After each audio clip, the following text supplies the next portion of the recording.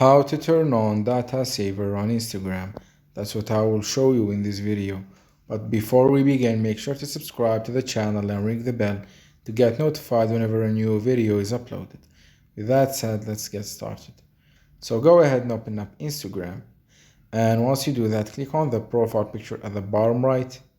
Then click on those three lines at the top right corner. Then click on settings. And here you want to click on account. And then scroll down and click on cellular data use. And here you will see the section that says use less data, and it has the data saver option turned off.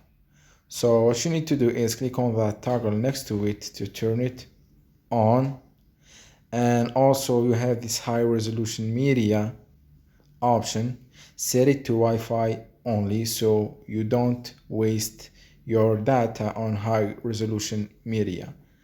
So that was it for this video. That's how you can turn on the data saver and enable it on Instagram. If you have any questions, please leave them in the comment section down below. With that said, see you in the next video.